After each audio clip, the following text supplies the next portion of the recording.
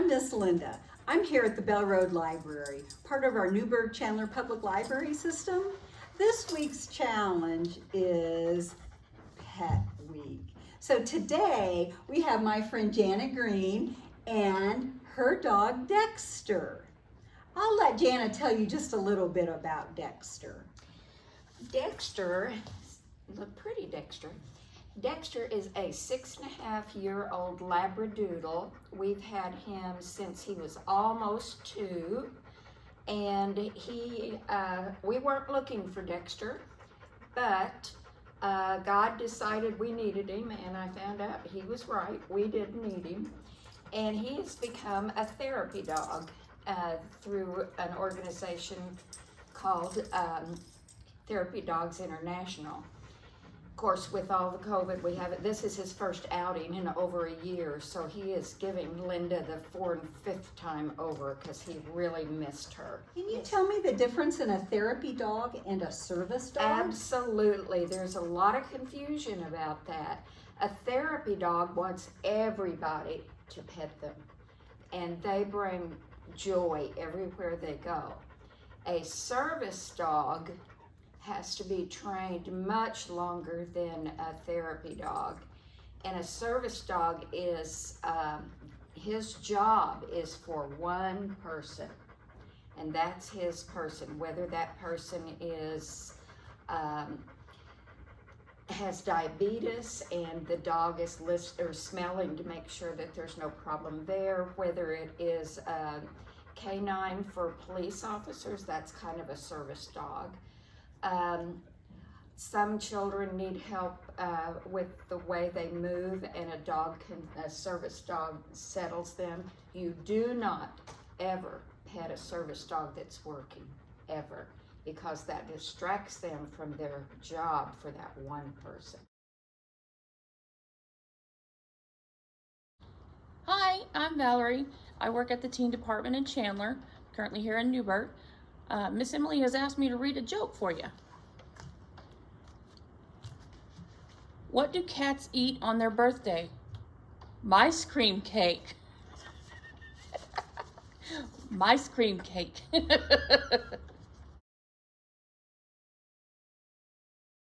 Hi, I'm Miss Linda, and this is Miss Emily.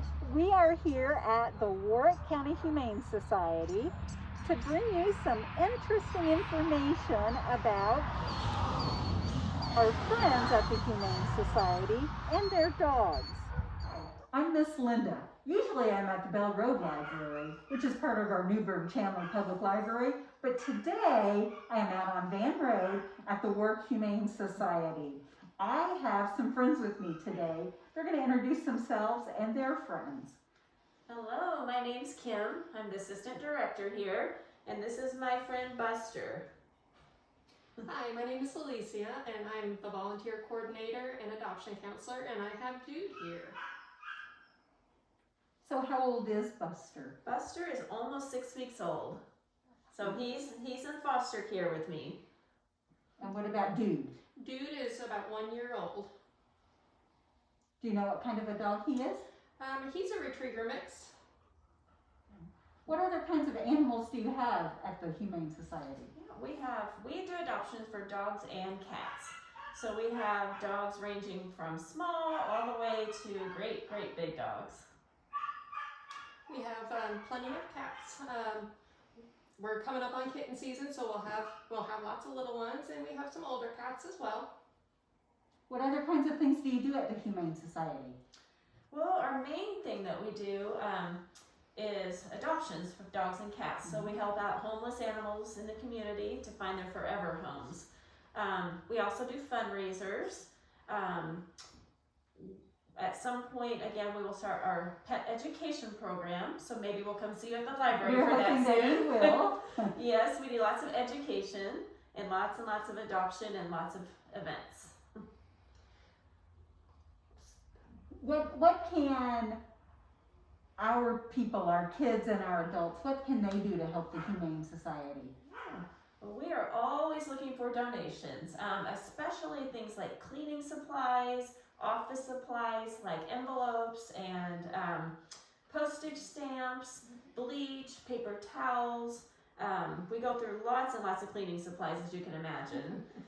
And then also, we love it when our community is involved with our fundraisers. So we sometimes have give back nights with the community. We do online events like a silent auction. We have our Miles for Mutts in the fall, 5K. So there's lots of things, and you can find those on our Facebook page. Okay.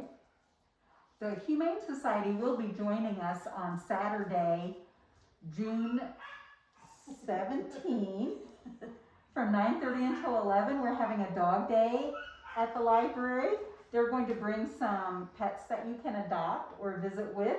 We'll have some other cool things to do too, like making some pet blankets to donate to the Humane Society. We'll teach you how to make some healthy pet treats that don't involve peanut butter in case the humans are allergic to peanut butter.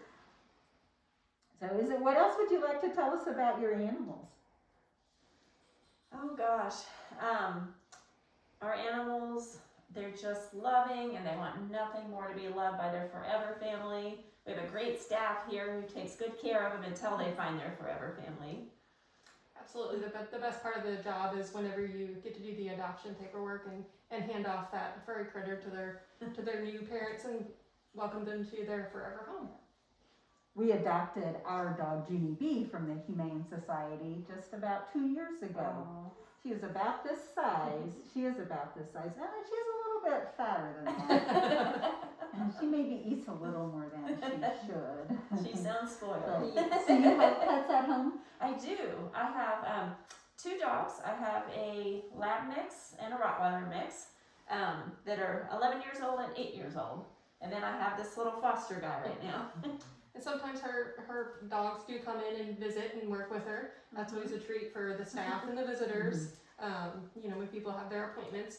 I have a couple of cats at home. I have Leo, who's 12 years old. He was a stray that just showed up and decided he was home. And then I have Lola, who's a 4-year-old rescue as well. Well, thank you so much for taking time to talk to us today. We hope that you guys will come out to our dog day and visit with the animals and think about making a donation to the Warrick Humane Society too. Okay, thank you. All right. Thank you. We look forward to it.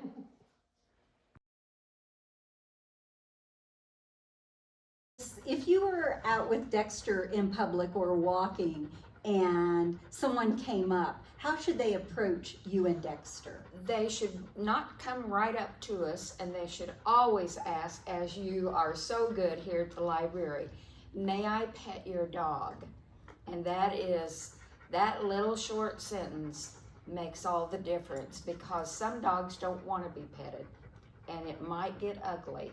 So if I say, yes, you may pet my dog, my problem will be keeping Dexter from knocking them down.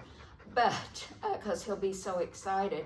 But you should never, now I'm doing it because he knows me, but Dexter, sit, good boy. When you pet a dog, you really should go under their chin, not over the top, because a dog can't see what your hand's doing and it makes them a little nervous. But the key to all the petting on a therapy dog or any dog is, may I pet your dog? That is the key. And don't be, if I ever said to you, Linda, no, you may not pet my dog, don't be mad and don't think I'm being ugly. There's a reason. Maybe he just had a shot and he's not feeling good. And you should do that. Kids or adults should do that with any dog. With any that they dog. approach, shouldn't they? And if there is a dog that is running loose and it's not got a person with it, ignore it, stand still, let the dog go past you. How did you get into therapy Oh. dog work? I got into therapy work because I had a magnificent male golden retriever named Buddy. And Linda met him. We all love Buddy. Everybody loved Buddy. And when we lived in Illinois, I took him to the nursing home just because he was such a well-behaved, good dog. And I discovered very quickly that he was making the residents there feel so much better, just because he was friendly, and they petted him. And I got to thinking, wow, all I really wanted was a dog that I could take to the nursing home. But I ended up with a dog that went to school, read with the kids twice a week. We went to senior centers. We went to assisted living. Buddy even went to a visitation at a funeral once because everybody knew him back in that hometown. And then we moved over here, and I wasn't sure. I knew that Indiana required certification before we could visit. And so I called up this lady right here, Miss Linda, and I said, what do I have to do to get my dog there, because he's wonderful. At that time I had acquired another golden also, but none were as good as Buddy. And she set me on the path to how to get him certified, and lo and behold, here we are. Hi, I'm Alan Tate from the IT Services Department, and I'm going to read a joke for Miss Emily.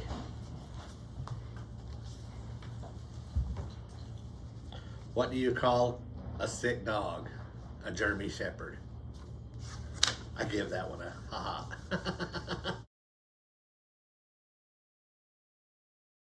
Hello, I'm Miss Danielle, and I'm with the Newburgh-Chandler Public Library. And I'm with some really good friends of mine, Dustin and his daughter Lily, and they have some very special members of the family that they are going to introduce us to. So who is this lovely girl? This here is Miss Hazel, our alpaca, and this little girl here, she's 6 months old, and this is Miss Caroline. So what made you guys decide to get alpacas? This has been a multi-year process that we've been through. We did a lot of research. We seen them at the fair several years ago. We fell in love with them. We started studying and reading books about them and realized they're very interesting creatures, and we decided to go out and get some. Wow. So I understand the whole family works in taking care of them, and they are essentially a part of your family. Absolutely. They are our pets. We have 6 of them in total. There's a few in the background. But they are our pride and joys for sure. So they're all girls. All girls, so we have 6 females. You cannot keep the males with the females, because of breeding purposes. So we do not have any males here on our site. So being females, obviously they all have their own personality. What is this little girl like? Oh, sorry, I dropped my glasses. Scared her. What can you tell us about this little girl right here? Well, this little girl right here, she is a very sweet, friendly alpaca with a slight kicking problem. So one of the defense mechanisms of an alpaca is to either run or to kick. And she, being less than 2 years old, she has learned how to kick now. So they also spit, don't they? Absolutely. So another defense mechanism that alpacas have is spitting, and they will spit at each other, mainly over food. They don't normally spit at humans, but they can. Alpacas are unique in that they have 3 stomachs. So the alpacas will chew up the food and put it down into their first stomach. They will bring the food back up, chew it again, and put it down into their second stomach, where it'll then process on to the third. Oh, wow. The alpacas will take that chewed up mess, that cud is what it's called, and they will bring that back up from their stomach, and they will spit that at another alpaca. Have you ever been spit on? Absolutely. Lily has a couple times as well. In my face. Oh, great. So who's this little girl right here? This is Caroline. She is 6 months old. We just got her not too long ago, and she's skittish of everything. We are starting to halter train her, so she's never been on a halter before. She just got weaned from her mom. Oh. So we're doing a lot of training with her every day. We're putting a harness on her to get her used to it. We're putting her on a lead, and we're trying to walk her with other alpacas who are used to being walked on a leash. So I understand another popular alpaca that you have is Rosie. Can you tell us where Rosie is? Yeah, Miss Rosie is our brown alpaca over there. She is definitely a fan favorite. She's been all around town. She's been to different places for business openings. She's went to daycare. She's been to schools. She does visits for different events. But she's very docile. She will climb right into our truck. lay down. We can put different things on her, different decorations if we want to, and she's all about it. So I noticed that her fur is really thick. So do you shear her then in the spring and summer? Yes, so once a year they get a good shearing. So we shear them typically in the springtime because we want them to be good and cool during the summer months, but we want to keep them warm during the winter. So this big thick coat that you see right now, here in about 3 weeks will be cut from her, and we will take this material and we will send it to a mill and we'll have it processed into fiber. We'll take the fiber here and we'll have it processed into yarn. So what's the difference between alpaca fur and sheep fur, or wool? Fur. Yeah. So the alpaca fiber is about 50% softer than sheep wool. It also is hypoallergenic and it's naturally moisture wicking. So I have to ask, when I was preparing to come here, and I asked some people what was the one thing they want to know about alpacas, guess the number one response was? What's the difference between an alpaca and a llama? Yes. Miss Hazel, come here. Sugar. Oh, you can. Oh, Oh, Miss Hazel, come here. It's okay. Good girl, I'm cat. sorry. Am I making her nervous? No, she's okay. Yeah. So the number one question we get is, what's the difference between an alpaca and a llama? We get this all the time, anywhere we go. Big When we get them out, everybody, they've mistaken them for llamas. They are not. A llama is about twice the size of an alpaca. They're typically in the range of about 300 pounds, where an alpaca will top out around 150 pounds. The llamas are not generally bred for their fiber. They are pack animals, so they're for mountainous areas to be able to put packs on and lead them to carry your supplies. So what do alpacas eat? Alpacas, they love to eat the grass. As you can see, they've done a really good job of keeping the area mowed down for us. They also eat hay. We supplement with hay in the wintertime, and then daily we give them minerals. Do they have special treats that they like? You know, some of them, they like to eat carrots. Some will eat apples. Miss Hazel here is a big fan of carrots. Oh, how sweet. Well, thank you so much for allowing us to come and visit part of your family and giving us some information on these beautiful creatures. Give kids goodbye. Oh.